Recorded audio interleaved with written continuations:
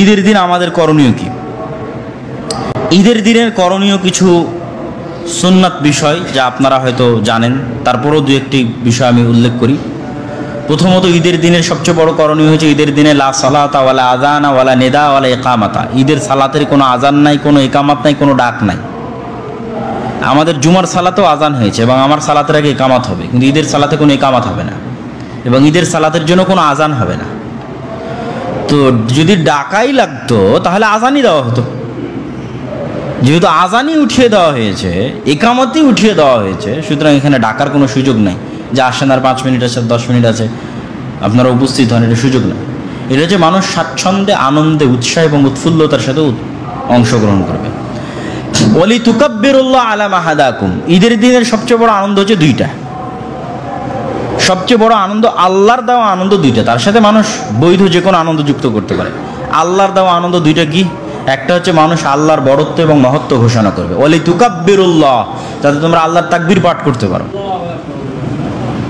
তো আল্লাহ সুবহানাহু ওয়া তাআলার যে তাকবীর রাসূল সাল্লাল্লাহু আলাইহি ওয়াসাল্লাম শিখিয়ে দিয়েছেন, সেই সুন্নাত পদ্ধতিতে ঈদের দিনে তাকবীর পাঠ করা হচ্ছে ঈদের সবচেয়ে বড় আনন্দের উৎস। আল্লাহু আকবার, আল্লাহু আকবার, লা ইলাহা ইল্লাল্লাহ, আল্লাহু আকবার, আল্লাহু আকবার, লিল্লাহিল হামদ।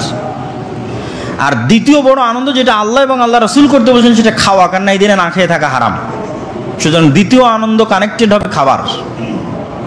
মানুষ তার পছন্দ অনুযায়ী, রাসূল সাল্লাল্লাহু আলাইহি ওয়াসাল্লামের সুন্নাত ছিল তিনি বিজোড় খেজুর খেয়ে ঈদের সালাতে যেতেন। তা আমরা চেষ্টা করবো বিজোড় খেজুর খেয়ে ঈদের সালাতে যাওয়ার, কিন্তু বাকি যে কোনো হালাল খাবার দিয়ে মানুষ আনন্দ উদযাপন করতে পারে। তার সাথে আর যে কোনো হালাল উপায়ে মানুষ ঈদের দিনে আনন্দকে কানেক্টেড করতে পারে। কিন্তু এই দিনে হারাম কোনো কিছুর মাধ্যমে আনন্দ করা, এটা আসলে এই দিনকে অপমান করা, কেন এটা আল্লাহর দেওয়া আনন্দের দিন এবং এই দিন হচ্ছে মহৎ দিন, বড় দিন, মহান দিন। তাহলে আল্লাহর দেওয়া একটা বড়, মহৎ এবং মহান দিনে আপনি আল্লাহরই বিধানকে লঙ্ঘন করছেন, তাহলে এটা একই সাথে দুইটা গুনাহ হচ্ছে। একটা তো যে হারাম কাজটা করছেন সেটার গুনাহ, আর একটা হচ্ছে এটা বড় মহান দিনের পবিত্রতাকে লঙ্ঘন করার গুনাহ। কিন্তু আমাদের ইয়াং জেনারেশন তো সেই জিনিসটা বোঝে না। তাদের কাছে ঈদের আনন্দ মানে গান বাজনা, বেহায়াপনা, বেলিল্লাপনা, বেপর্দা।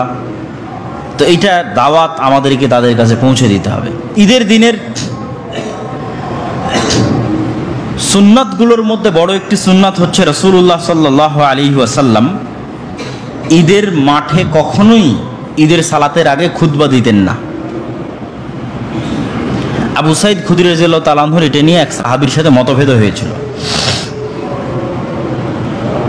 আল্লাহর নবী কোনোদিন ঈদের মাঠে গিয়ে খুতবা দেননি, আবু বকর কোনোদিন ঈদের মাঠে গিয়ে খুতবা দেননি, ওমর কোনোদিন ঈদের মাঠে গিয়ে খুতবা দেননি, ওসমান কোনোদিন ঈদের মাঠে গিয়ে খুতবা দেননি, আলী কোনোদিন ঈদের মাঠে গিয়ে খুতবা দেননি। কখন দিয়েছেন? সালাতের পরে খুতবা দিয়েছেন। মানে সালাতের আগে কারো মুখে কোনো কথা নাই, কোনো সাউন্ড নাই, আসেন বসেন। কিন্তু আমাদের গ্রামগঞ্জে সব জায়গায় দেখবেন যে ঈদের মাঠে ঈদের সালাতের আগে কে চেয়ারম্যান, কে মেম্বার, কে অমুক দলের নেতা, কে অমুক দলের সভাপতি, সেক্রেটারি, সব ডাকাত, চোর, বাটপার, লুটেরারা এসে মাইক ধরে 5 মিনিট 10 মিনিট করে কথা বলবে। এটা একটা ঘৃণিত পদ্ধতি, এটাকে শক্ত হাতে দমন করতে হবে। এটা রাসূল সাল্লাল্লাহু আলাইহি ওয়াসাল্লামের সুন্নাত বিরোধী। মানুষ থাকবে কি যাবে সেটা দেখে লাভ নাই, কথা হবে ঈদের সালাতের পরে। এটা রাসূল সাল্লাল্লাহু আলাইহি ওয়াসাল্লামের সুন্নাত, কেউ করেনি। আবু বকর, ওমর, ওসমান, আলী কেউ করেননি। সবাই আগে ঈদের মাঠে গিয়ে আগে ঈদের সালাত আদায় করেছে। ঈদের সালাতের সময়ের ক্ষেত্রে রাসূলুল্লাহ সাল্লাল্লাহু আলাইহি ওয়াসাল্লাম ঈদুল আজহা করতেন দ্রুত আর ঈদুল ফিতর করতেন একটু দেরিতে। দুইটার পিছনে